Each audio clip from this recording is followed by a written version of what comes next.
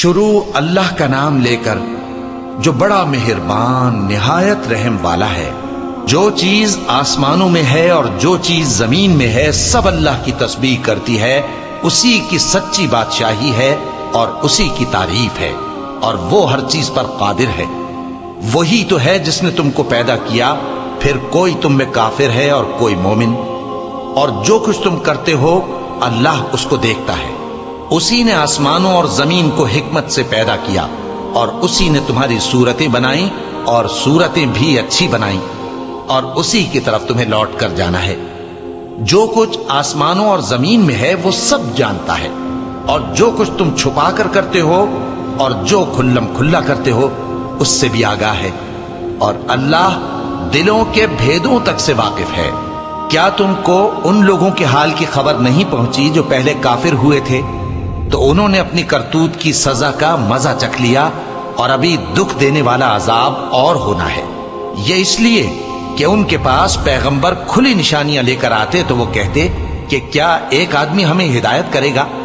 تو انہوں نے ان کو نہ مانا اور منہ پھیر لیا، اور اللہ بھی بے نیاز ہو گیا، اور اللہ بے نیاز ہے، لائق حمد و ثنا ہے۔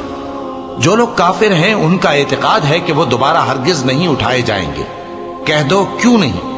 میرے پروردگار کی قسم تم ضرور اٹھائے جاؤ گے، پھر جو کام تم کرتے رہے ہو وہ تمہیں بتائے جائیں گے، اور یہ بات اللہ کو آسان ہے۔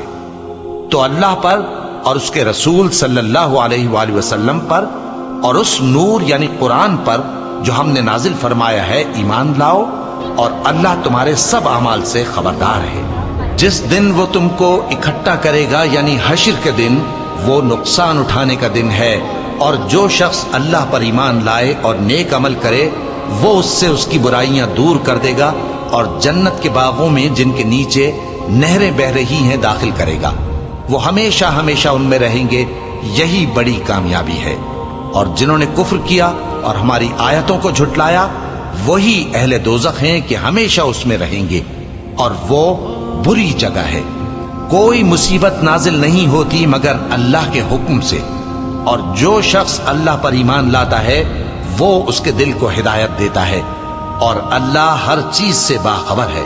اور اللہ کی اطاعت کرو اور اس کے رسول کی اطاعت کرو، پس اگر تم منہ پھیر لوگے تو ہمارے پیغمبر کے ذمے تو صرف پیغام کا کھول کھول کر پہنچا دینا ہے۔ اللہ جو معبود برحق ہے اس کے سوا کوئی عبادت کے لائق نہیں، تو مومنوں کو چاہیے کہ اللہ ہی پر بھروسہ رکھیں۔ مومنوں، تمہاری بیویوں اور اولاد میں سے بعض تمہارے دشمن بھی ہیں، سو ان سے بچتے رہو، اور اگر معاف کر دو اور درگزر کرو اور بخش دو تو اللہ بھی بخشنے والا ہے، مہربان ہے۔